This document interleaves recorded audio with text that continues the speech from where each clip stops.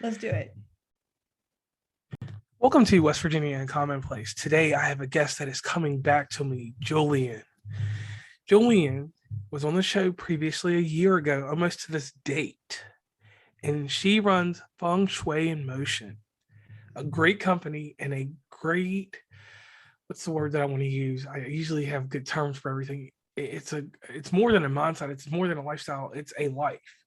That's what we'll say. It is a life. So, Julian, I'm so glad to have you back on. Please tell everybody about your last name, your two last names, because I love Sure. your last names. And please tell us what you have been up to, and just give the new listeners a brief bit about yourself and your Sure. company. Yeah, thank you so much for having me. My name is, for those of you who don't know me, my name is Jillian Rothschild Scholar, and I'm the owner and consultant at Feng Shui in Motion.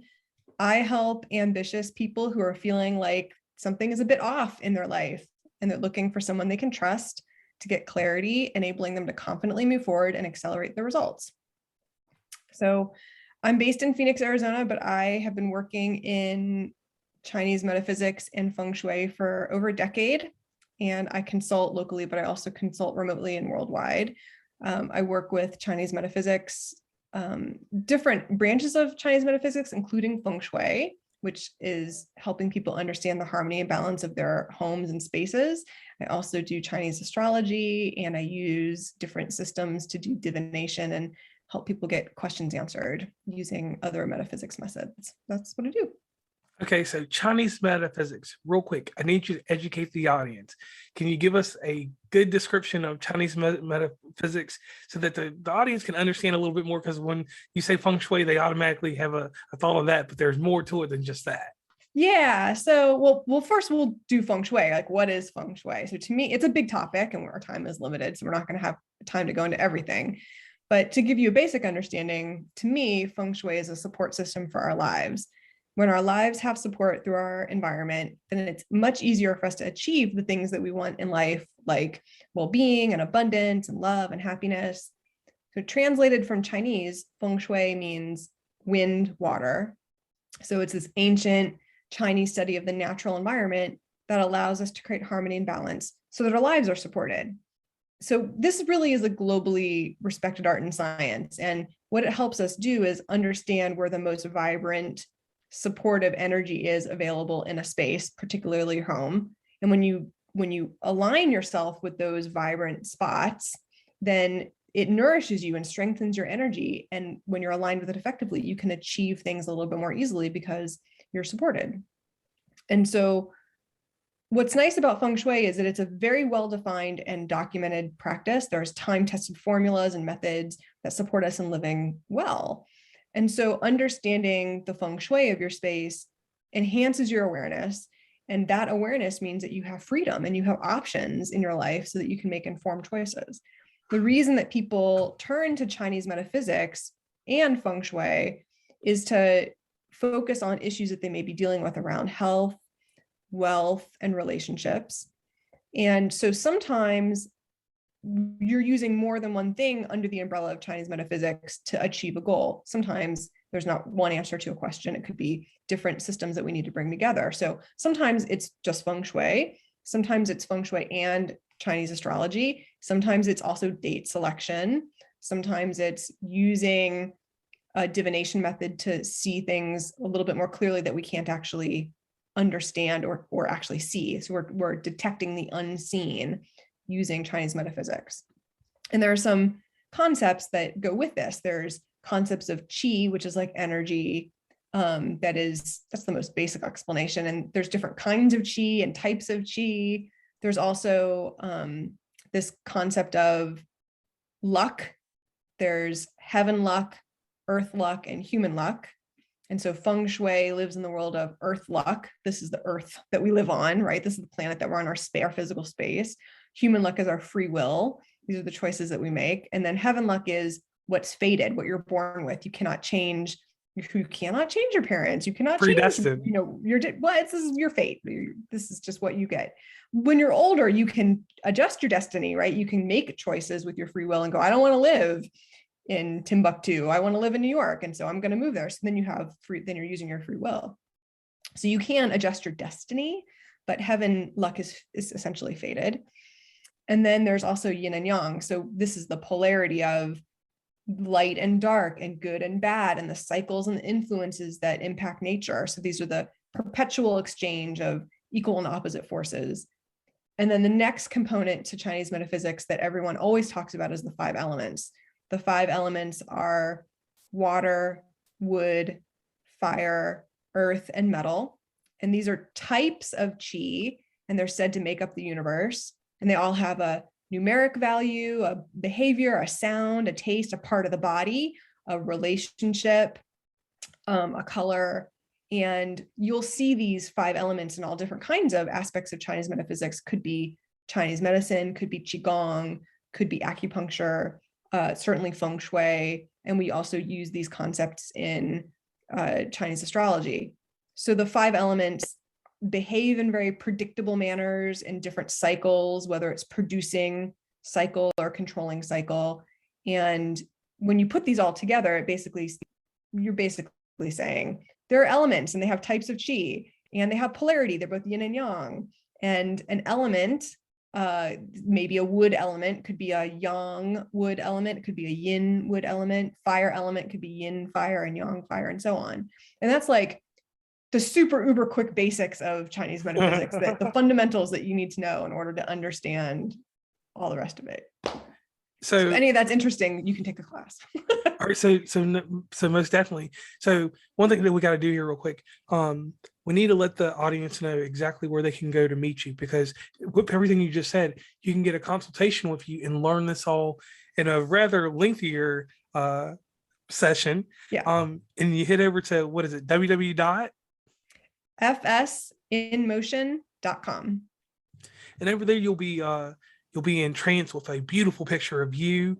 It'll say Feng Shui in motion, and at the very top you'll see a client portal, and you'll also see a place that you can order a 2022 personal calendar. And that's something that we're going to dive into, the calendar this year, what it means to you. So let's head over to that Chinese astrology that everybody wants to hear about, if you don't mind. No, we can definitely do Chinese astrology. That's like the fun stuff, because what you do with Chinese astrology is you take 30 seconds to a minute, and on my website there's something called a Bazi calculator, BAZI calculator. And on the calculator you can put in your personal information, your date of birth, your gender that you are assigned at the time of birth. If you know your time of birth, you'd want to include that as well. And when you put in this information, it will magically calculate all kinds of really interesting information about you in the form of a Chinese astrology chart. It will give you your life star or life gua number it calculates it for you, so you don't have to figure it out. When you scroll down through the calculator on the page after you put your information in, it will give you your lucky directions. So you get a little bit of Feng Shui information in the calculator, and you can also get a very basic Chinese astrology chart. So you can understand what animal sign you were born in for the year that you were born. It will also give you a month animal sign and a day animal sign, an hour if you give it an hour, and all kinds of other really cool information on there as well. And it's free. Okay, so that's something that they can grab there.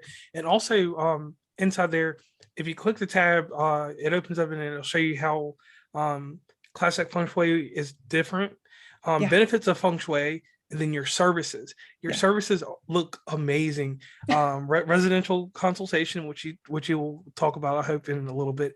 4 pillars of destiny. That's what we're talking about here. So the Bazi calculator gives you what's called the 4 pillars of destiny. And that's what people get excited about, because you can really learn a lot about yourself, your behaviors, potential health issues. You can get sort of a high level overview of the life journey that you can expect to be on based on the interaction of these elements. It's incredibly fascinating. Okay, so 12 Chinese zodiac signs. Yeah.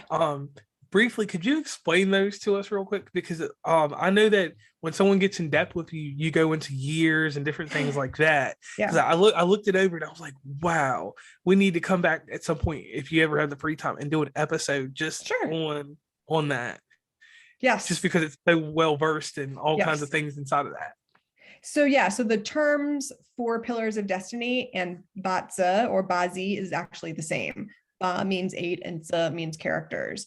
So what's really wonderful is about this particular charting system is that and I'm limited in my understanding of Western astrology, but my understanding of Western astrology is you get like 500 or so different charts in Western astrology. Like I'm a Whoa. Libra with the sun in my moon house. I don't know what that means personally, because that's not my area of expertise. But Chinese astrology is amazing because you get 4 pillars of destiny and you get 8 characters. And there's something like over 13 million variations. So what that means is you're extremely unique. And when you see a prediction about an animal sign, it usually only has to do with the year animal sign. And so it's not really a very complete picture by itself. And when we look at all of the 4 pillars, we get a lot more information. Sometimes people will say, like, why are there animals or mythical creatures? The reason is because back in ancient China, the aim was to, reduce the uprising of the massive population. So these were associated with animals to make the uneducated population that couldn't read, essentially, have an understanding of the system so that they could relate. So you get these animals, and now it just is the way that we identify them, because this is how it's been passed down, especially in English, because this is what we get in English and Western in the Western population. So the 12 animal signs are rat, ox, tiger, rabbit, dragon, snake, horse, goat, monkey, rooster, dog, and pig, in that order. That's the order they go in. Okay, so let me ask you this. I am born in July. My birthday is the 13th, and I was born in 1985, probably the best year in the 80s. What would my sign be?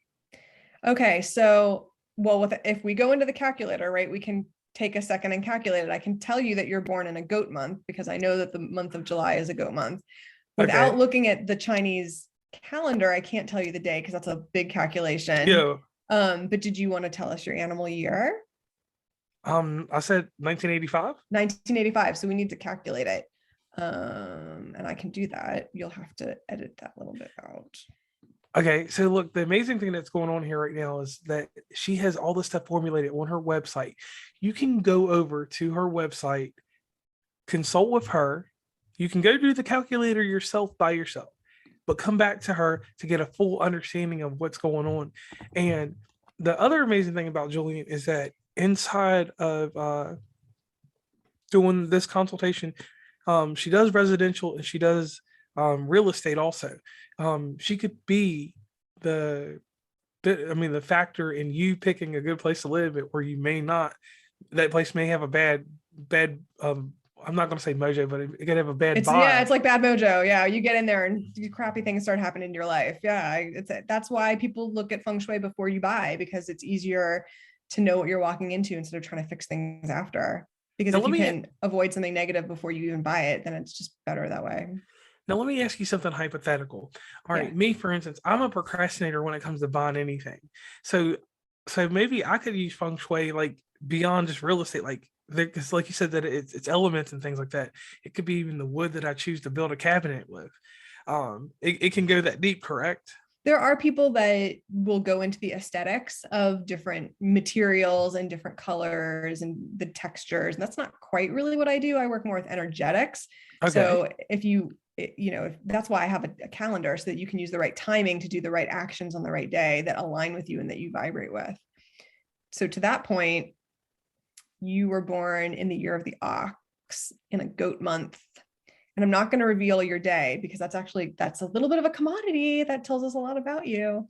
One of the things that I can see in your chart that you're really good at is growing things over time, that you could sometimes be a little bit impatient, but it's a little bit like watering a tree. The tree takes a little long to grow, but you're happy to water it, although you may be a little impatient to get it done. Sometimes I am, and that's business. That's what you're saying to me. That's clearly business. Yeah. I can think sometimes I'm just like, man, I wish this thing would just go viral and I could just leave my normal job. Yeah. Here's a tip for you for next year, because I'm looking at your chart. So the year that we're going into is the year of the water tiger. It's young water tiger. And for you, this is not true for everybody. So this is just specific to you. It's going to be really important that you don't enter into any really big partnerships next year. That if you want to do something, you'll want to collaborate, but you don't want to enter into any kind of official partnerships, because Water is very difficult to separate from. And if you are in a formal partnership, it can be very difficult to get out of it if you want to get out of it later. Oh, I So thank you just so much. collaborate, just do fun I will. stuff Yeah, I'm gonna next year. collaborate that, and I'll definitely do that because, and that's eerie because I was just talking about on Facebook about the algorithm and how certain things have changed from the last time me and you talked. Now let me ask you this: you just talked about 2022, the year of the tiger. Yeah. Is there anything in a broad sense that you could tell the audience about this year? Yeah. So, I mean, I have a lot to say about this Mhm. year, Or actually, go but ahead. so it's the way that we read the year is yang water tiger. The Chinese is run yin. So yin is the tiger and the run is the yang water. And so the symbolization of yang water is oceans, like massive waves in the ocean. And so the emotion that is tied with the element of water is fear. So aspects of fear are going to be prevalent this year, actually. Now the tiger carries the element of yang wood, which is like tree, like an oak tree. And one of the things that is important about the tiger is that it also is the birthplace of fire element. And we want fire element because fire element is optimism. So the opposite of fear is optimism and hope and love. We need a little bit of that optimism to start growing because the last couple of years have been really cold metal years. 2020 was the year of the yang metal rat, and we're currently in the year of the yin metal ox. And so we want to get away from these cold metal years and start getting into some years with some fire element, which helps grow enthusiasm and optimism. So when you think about water element over this strong wood element, it's a little bit like people standing firm, like an oak tree is very firm, rooted in the ground. That's the image of yang wood. People standing for their principles are very firm, usually because they're afraid of something. So that may be a theme of something that we're seeing coming up this year. The element of wood relates to the emotion of anger. So we could potentially see some issues with anger management. And in environments, countries all over the world where there's issues with money and power, that can sometimes look like a coup or an uprising, which can happen. And so that might happen this year. And something special about this particular year in Chinese metaphysics is that this particular combination of yang, water, tiger is known as a spiritual pillar. And there's 10 of them. This is sort of special because there's only 10 ways to make this special spiritual pillar, spiritual aspect. So one thing that we can say is that moving into next year, people may be more interested in spiritual activity. They may be interested in a human emotion and supporting each other in terms of mental health, emotional health, thinking what spiritual aspects are sometimes like there's something bigger in life. And so we've gone through this pandemic and millions of people are dying, and this may bring us to a place where people are like, what's it all for? What is the meaning in life? And that's very much a spiritual question. So that's something that we can expect to see coming into 22. Okay, and that's a lot to take in. Yes. Yeah, that's a lot. And here's one thing like that I just want to ask you personally for yourself. Having all this knowledge and the wisdom, like you kind of like, I mean, I don't even know because I don't have anything that's very divine like that about me. Like, how do you know when to allow certain information out and not to let certain information out? That's a good question. So that's really an ethical question in terms of how someone communicates this information. So what I've basically said is very general, right? It's only applicable to us in general, and we'll see how the year shakes out. There's tons of factors involved. This information comes through the process of forecasting and understand how the elements work. When someone comes to me with a question about their own life, like you said, hey, can you tell me about my chart?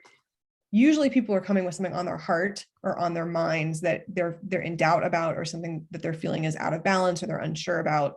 And so we're usually addressing a specific question.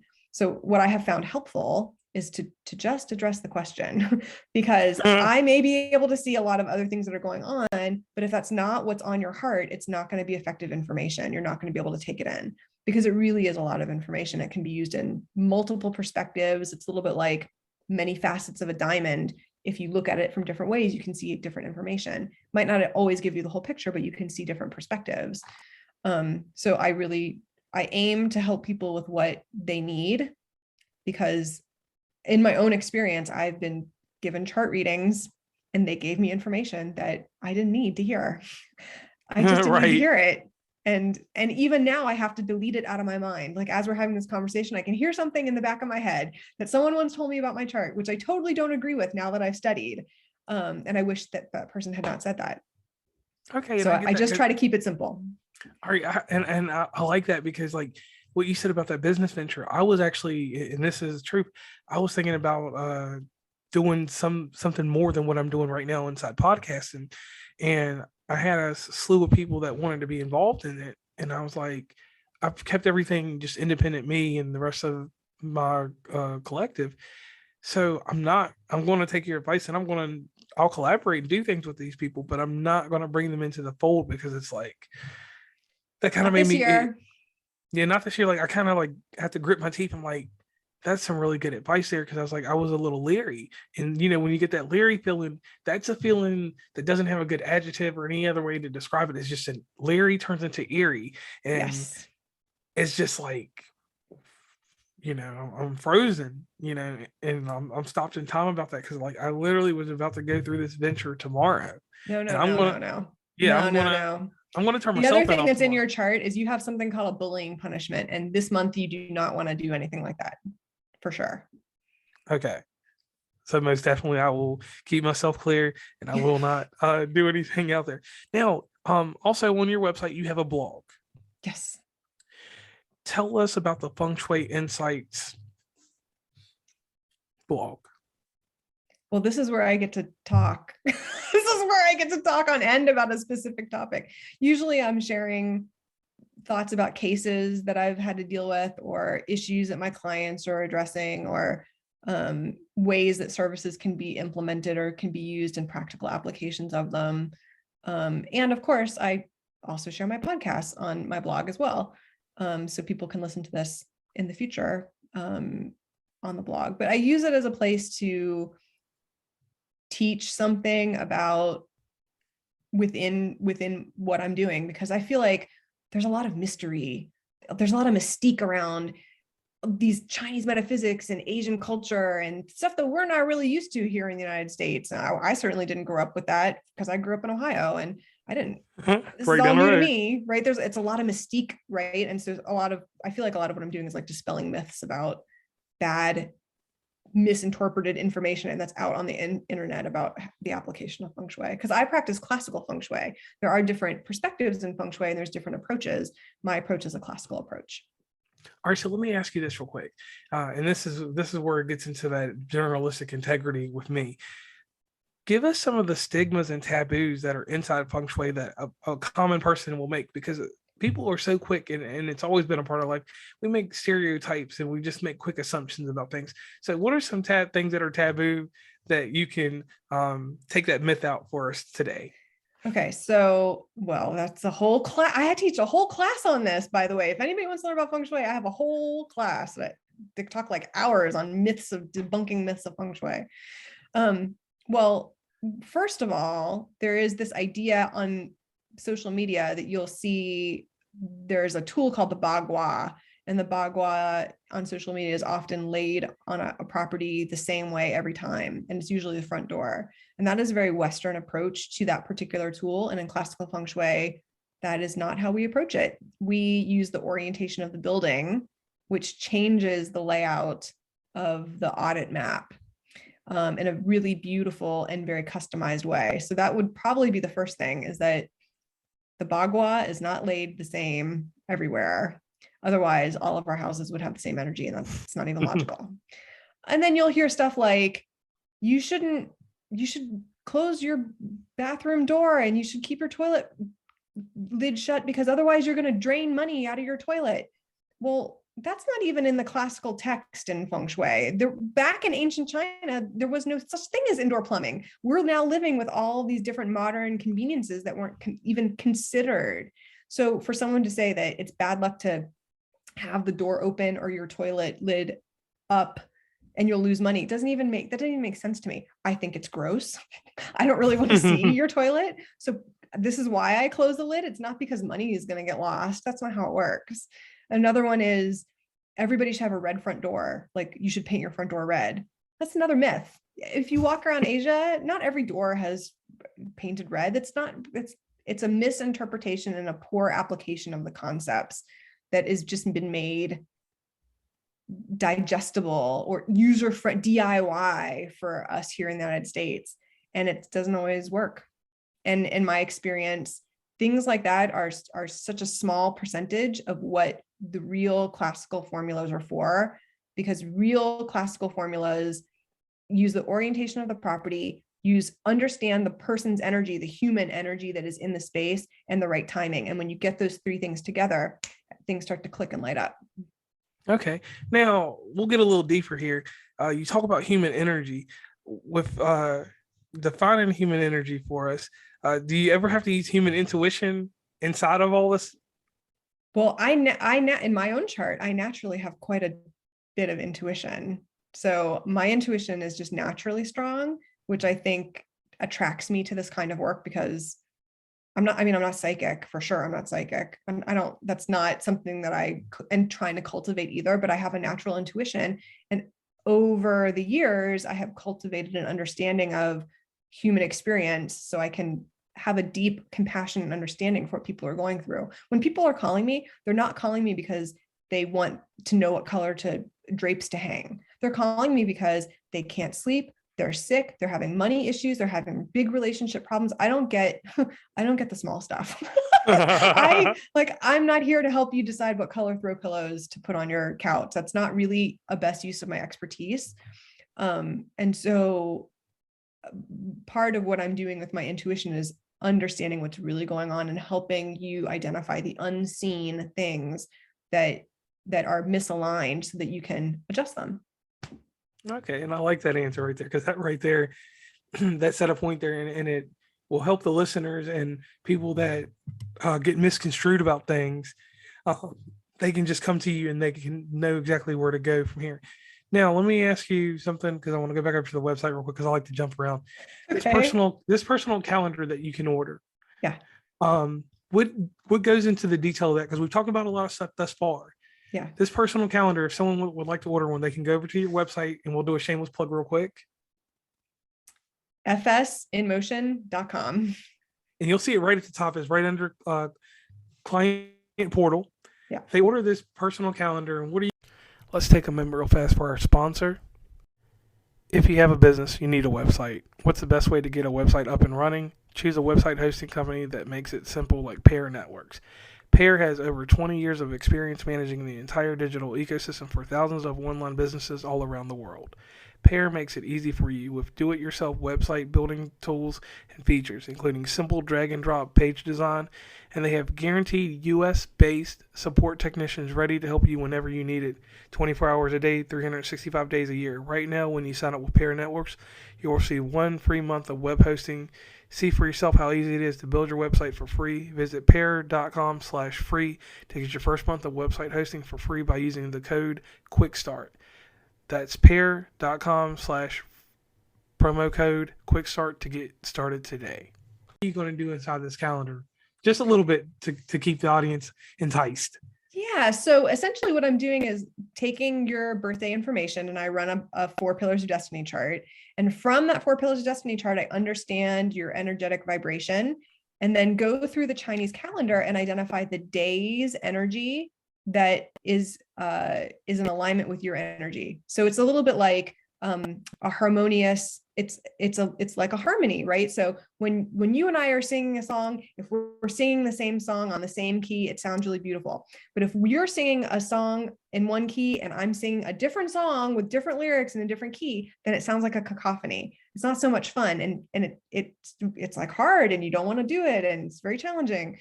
Same thing with your personal energy. If you can align yourself with your personal energy with days that are supportive to you, that you resonate with, then things are just easier. So in this calendar, it's great for ambitious people who want to work smarter and not harder, who want to be at the right place in the right time, who are interested in avoiding bad luck or potential conflicts or roadblocks. It's also really helpful if you second guess yourself. If you're like, I wonder if I should do this, kind of like the conversation we had earlier. I don't know if I should do this right now. The calendar will help you know, should I have a conversation with my boss on this day? Should I take my partner out for a date on this night? Should I start collecting a debt on this day? Should I start traveling on this day? There's also a wonderful aspect of the calendar that tells you when not to do something. There's something called a do not use day.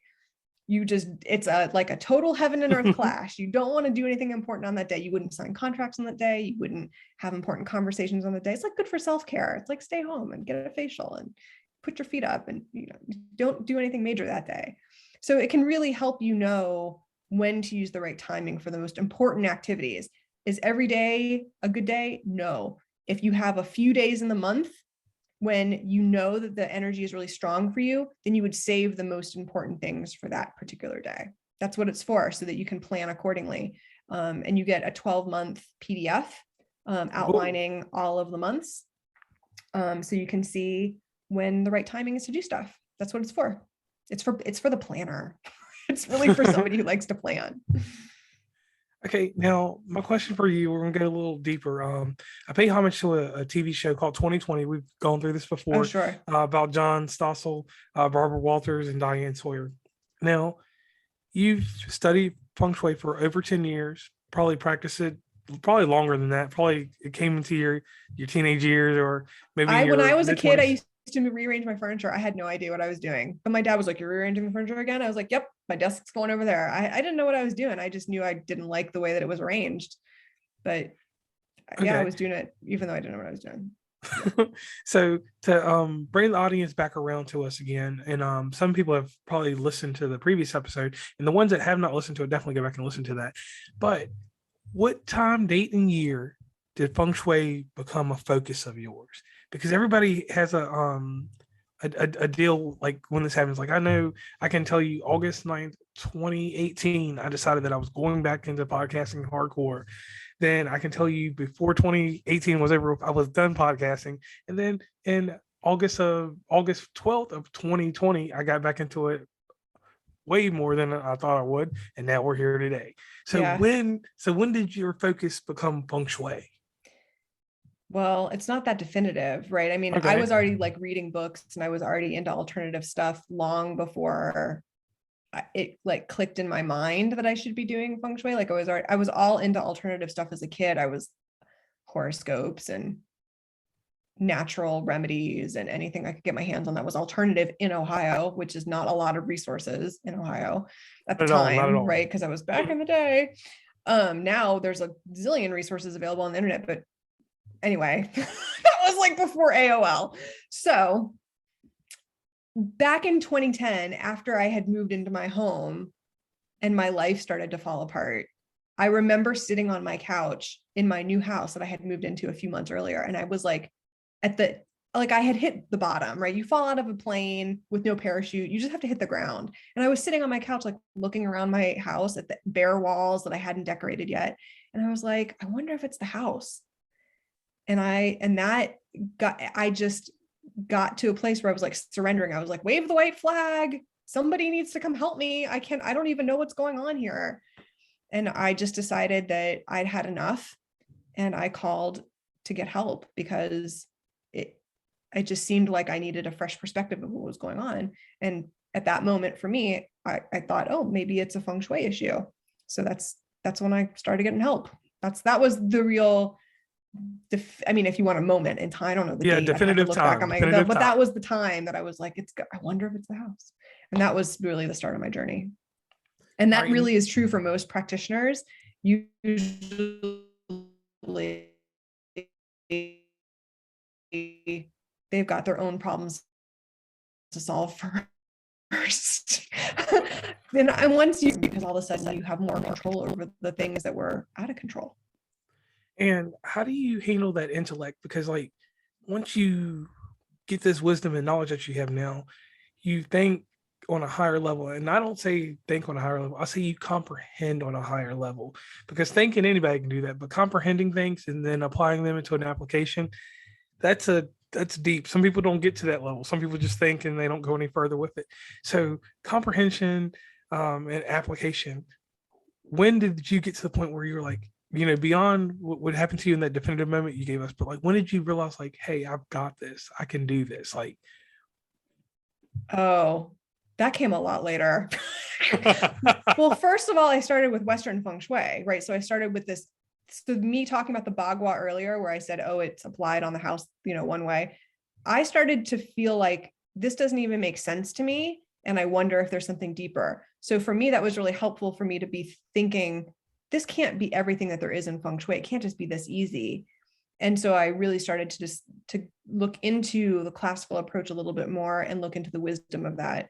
And that has really led me on this incredible journey of the depth and the wisdom and the amazing documentation of what the Chinese ancients were doing. Like, they didn't have anything to do. There was no technology. Let's just observe the world and document it and draw conclusions and be connected to nature. And so after really I went through a year and a half of private mentoring with my instructor, my master teacher, my Sifu, as the case would be. And once I got through that, then I was like, oh, now I got it, because it's not all in a book. And I read dozens of books. I spent so much money on books on Feng Shui over the years, but really the real training is with a master, because the real training is orally passed down from master to student. And so once I went through my formal training, then I was like, oh, this is where the good stuff really is. And then I would test it. So that's then the fun stuff really begins, because once you get the formulas and you start to understand how to apply them, then you test them for yourself. And when you get really good results, you're like, cha-ching, it worked. And then your husband, in my case, that was my husband, was like, oh, this works. Like, okay, now I get it. So that was perhaps the moment for me when it all came together. all right, now I have to get an understanding of this concept. So you channel energy, correct? Not like a psychic does. When you say channel, what I'm helping people do is align themselves with favorable energy. I'm Okay. telling you where to go. It's a little bit like having a Wi-Fi device in your house. If you have a big house and you have a Wi-Fi router and you have an important presentation to do on Zoom, you're not going to go to the end of the house where the Wi-Fi is not strong. You're going to go to the part of the house where the Wi-Fi router is working, the signal is strong, it's not going to get interrupted. You can give your presentation confidently, you can feel supported, everything is going to be okay. That's the same thing with Feng Shui. We want to find the hot spots in your environment so you can use them more. So you can sleep in the hot spot, so you can work in a hot spot. So the important components of your home are in the right place, so that they're all working together and can give you vibrant, supportive energy. So I'm personally not like, I'm not like a medium, like I'm not channeling that, right? I'm just helping people know where the alignment is to go. So is there a level of added stress afterwards? Like, does this ever become too much for you? Because that's what I was trying to get at. Like, I wanted to know, like, does it get to be too much sometimes? Like, what do you do to like get out of your realm? Well, so what do I do? Well, first of all, I started working on spiritual practice. A lot of Feng Shui practitioners start to understand that it's not just the earth component. It's not just the human component. There's a heaven component too. And so we need to respect the other dimension of the heaven component. So there's a lot of spiritual practice that I personally am involved in. Feng Shui is not a religion. So having another outside component to a spiritual practice is very helpful. And the other thing that I know is that when someone asks me for support, I'm giving my expertise, I'm giving the very best of my recommendations to them so they can have a good outcome. And then I kind of let it go. Because if I say to a client, here are the 10 things you need to do, and you only do 4 of them, you cannot say that it didn't work because you didn't do all the 10 things I told you to do. This is why, for me, a lot of my clients are very ambitious. Actually, a lot of my clients are men because they're really ambitious. They're doing affirmations. They've got coaches. They've got goals. They're like, and then they're like, oh, and there's this other component of energy. And, somebody told me about Feng Shui and I want to give myself a boost and I'm going to use all the resources I can. And so like my male clients are usually very compliant. If I say do 10 things, they're like getting the 10 things done. And then their results are really great. And that's good to hear there. So all right, so doing that and following the goals and setting certain boundaries in what you're doing inside these goals, how do you set boundaries inside of, excuse me, I lose my voice. How do you set boundaries inside of Feng Shui when you're trying to achieve goals? Like, what is something, not to say not to go too far to the right or too far to the left, but what are boundaries that you have to set when you're using Feng Shui to we need achieve to your have goals? reasonable expectations, right? If my business client comes to me and says, I want to increase my business, then we need to have something measurable. Are you trying to bring in income? Are you looking for more opportunities to pitch to a client? Are you looking for dollars in the bank account? And is your goal unreasonable? Are you trying to double your business in 1 year? Let's not overshoot the goal here. Like that may not be in the cards, especially if it's a new business and it's not something that's running well. But it could potentially be reasonable for a 10 to 20% increase in net income. It can be certainly reasonable to have a 10 and 20% increase in opportunity, right? So for a lot of my clients, it's about sales. A lot of my clients are doing things that involve sales. So for them, it's just the opportunity to talk to people, to network, to pitch what they're doing. And for them, once they get an opportunity, then they can close whatever they're doing, and which leads to higher income. And so when you talk about a boundary, we need to have a reasonable expectation. If you are somebody who's single and you're not dating and you're looking for romance, I don't think that person is going to come knocking on your door to sweep you off your feet like the romance novel. That's not how it works. You need to go network. You need to get out there. Even though your Feng Shui may be good, if you're not taking action toward your goal, it's not going to help anything, because Feng Shui does favor action. You need to do stuff. Okay, so interaction with your goals and being compliant. Once you have the boundary set and staying complacent while you're doing that will further you in Feng Shui, basically. It will further you along toward your goal, toward Okay. the abundance, toward the happiness, toward the satisfaction. If you want to feel empowered, you want to feel a sense of empowerment, you want to feel a sense of abundance, you want to feel a sense of wellness, you should consider the significance of your environment. That's the power of Feng Shui. Okay, so that's the power. Now, Jillian, we get to a point in the show where I have to get a little bit more personal, and I like to say personable with you. So here it goes. You teach Feng Shui. You deal with a lot of people, like you said. You have a male client base. You do have females also, of course. And it's driven. You have to have that. I like to use the word gumption because I'm from the South. I'm from West Virginia, so I love gumption. It. Yeah, gumption. Yeah, you got to have gumption. So what happens when you have someone that doesn't have the self-esteem and doesn't have the motivating factors around them to be compliant and to let Feng Shui help them? How do you help that type of person?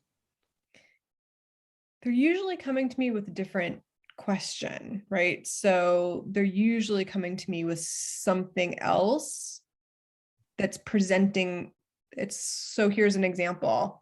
Usually what I give people is what they need. So I will sometimes give clients what they need, not what they say that they want. So for example, if a client says, I want to have a baby, but they're a drug addict, we need to get them healthy before they can have a baby. So what we're doing as practitioners is we need to help people get what they need in order to get them on the path toward what they want. But the order is not always what they think it is, if that makes any sense. That does make sense. If you want to drive your Ferrari on the road, you got to make sure you're on a road that has a smooth path. Otherwise, it's going to have potholes. You're not going to be able to go fast in your Ferrari. It doesn't work that way. Got to get on a smooth road first. Definitely need to be on an Autobahn. It feels good to go fast, but if the road is not smooth, we need to smooth out the path first. Okay. Now, Jillian, we come to another part of the show where I give a testimony about you. Feng Shui, that's your life. That's your passion. You present it to people in a very, what's the word that I want to use? A very friendly manner. And it's very hard to do because some people have stereotypes, and people, like you said, people that come to you with issues, problems. They come to you to be everything that they need, a psychiatrist and all these other licensed professions that you could attain if you'd like to, or you may have underneath your belt. We won't talk about that right now. If you do have them, we'll talk about that in another episode. But in channeling this stuff, you have to hear a lot. Yeah. You have to get very personal. You have to get so deep inside someone's soul. It's almost like you're their soulmate, but you're not their soulmate because you have your soulmate and they don't have their soulmate, but you're the person that you're the middle woman, man, binary, non-binary for that person. And that has to be really tough. It has to be really hard because you go into the depths with your calendars and your metaphysics. Your metaphysics, you're a scientist, basically. Let's just go ahead and put that out there. It is an art and a science for sure. Yeah. So you're a scientist. So you have to use the same reason and theory that we use in any scientific method. And that's something hard to do because not everybody can do that. A lot of people will use their intuition and not use the logic and fall off the map, but you do that perfectly. So real quick, what I'd like you to do for the audience, and that's my testimony for you, is that I really appreciate that how you formulate everything and how you talk about things, because a lot of people don't know how to articulate. There's some people that can just talk, and I'm one of those people. I can just talk and I can make it sound like I'm professional, but I don't have all that articulation and all that extra stuff to in the charisma to seal the deal with certain things like that. I'm blushing. Look, your clients can't see that I'm blushing. Yeah, I can't do feng shui, but I know you, so I can just point them to you. So now I sound like a good businessman. So, so in the same realm, I want to tell you thank you. It's very hard to do what you do in society because you have stigma, taboos, and things that you have to take away from people, even though people may come to you with they're knowledgeable and may know this and that. So that's something that's very hard to do. I couldn't break down every stigma and taboo about anything if someone came to me about anything besides projectors. I know about projectors. I can get you there. So I want to tell you personally, thank you. I want you to do me a huge favor, and this is something that we don't do in life enough. Go give yourself a hug in the mirror sometime and realize, that you are shaping and molding the world. And doing that with your insight and everything that you have wrapped up in a million books that you bought, you probably spent $20,000-$30,000 in books. Oh my gosh. Mm-hmm. So that vast knowledge, I thank you for spreading that to the world. I would like the audience to take some time and check out the show notes at the very end of this, because you'll have a lot of information that you provided me that they can come to you, do consultations. You do remote and you do residential. I will ask you real quick to tell them a good area of residential. I don't know if you're going to come from where you are now to all the way to West Virginia, but if I do, I have a day rate. You can fly me to wherever you are. I'm happy to come out there. People fly me all over the country, but I'm based in Phoenix, Arizona, and I can certainly do things remote. There's some limits to what I can do remotely. There's some advanced formulas I cannot do without being on site to measure, but we can get quite a bit accomplished remotely if being in person doesn't work. Plus it's a pandemic. People don't always want to see me in person. That's okay. We can do stuff remotely. Right. Because we get different variants like Delta, different airlines, Southwest, with the COVID. And guys, I'm not making fun of COVID. I'm just making fun of the variants. You had Delta, And we're going to get more. This is not the end. This is something I talk about for Chinese New Year.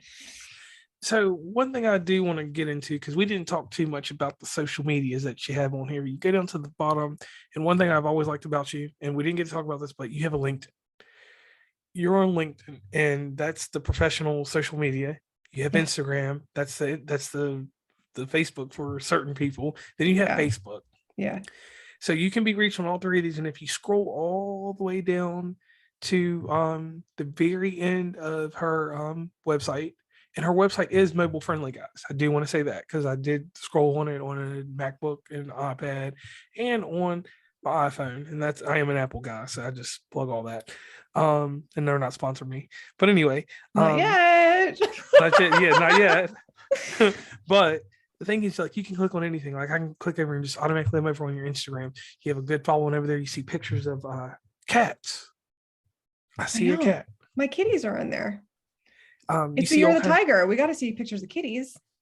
All kinds of felines, and then you see all kinds of pictures of you because you got quite a bit of them on here. So on this Instagram page, just because Instagram is a realm that's really big, are there any type of interactions that the people can catch with you? Reels, Oh IGTV yeah. stuff? Yep. Oh yeah. I have some really interesting reels where I'll get on and answer interesting questions. Um, and talk. Sometimes I will leave a consultation and I'll be on a roll and I'll get on a reel and I'll say something really interesting. Yeah, I definitely have reels and posts and all kinds of good feng shui stuff on there. Okay, so Jillian, we come to the end of this episode, and I want to thank you so much for coming on West Virginia and Commonplace. But before we go any further, there are people behind the scenes that help with what you do. I know that you may run the business all by yourself, or you may have a team. That's not our concern at this moment. But there's people that you have to thank that help you, because there's someone that hears me nag, hears you nag about what's going on in our business. Who are those people, or whom are those people that you want to say thank you to and give a big shout out to that help you along the way, even from the felines up? So it's so interesting that you say this, because in Chinese metaphysics, in Chinese astrology, we call them noblemen. Noblemen are like helpful people that you appreciate in your life to make things go smoother. So I often find that I'm someone's nobleman when they ask me to be their feng shui expert or help them with Chinese astrology. And I believe in my heart that I have amazing noblemen in my life. My teachers have been remarkable. My spouse is my life partner, who is incredibly supportive. I love my students, because my students are taking the knowledge on and they're going to continue carrying that knowledge and growing the understanding of feng shui as the world grows. So I would say I have amazing teachers. I have incredible people. I feel like I have these amazing circle of people in my life. And I'm grateful for them. So grateful. And that's good to hear. Once again, everybody, please head over to Jillian's website, which you'll plug one last time for us. fsinmotion.com. And you can reach her on this site. There's different ways to contact her. She has contact forms and everything else that you need to get to over there. Inside the show notes that'll be at the end of this episode, that you guys will be able to see on any platform that you listen to this episode on, be it Apple, Spotify, whatever, you will be able to find out how to get in touch with Jillian, how to embrace the feng shui and get it inside your life, and to make your life more give your life more productivity, and to give you more range in life, because that's what feng shui seems like it's going to do for people that don't have the range and don't have the mode and don't have the focus. So what I would like you guys to do, and this is something that I've tried to preach to people, is after you click on a link, you find out what you like about what Jillian has to offer, you consult her. I want you to find her social media and follow her, interact, see what her day-to-day life is, because the thing that gets mixed up in this this podcasting and helping out people in life, like with feng shui, life coaches, and all that stuff, is that you don't actually see the day-to-day person. But Jillian at least takes the time to show you her life. So definitely, please check out one of her social medias and interact with her and get involved with Feng Shui in Motion. Thank you. It's been such a pleasure talking with you. I always enjoy it, and I'd love to do it again. Thank you so much. Well, definitely. This is JR from West Virginia and Commonplace signing off.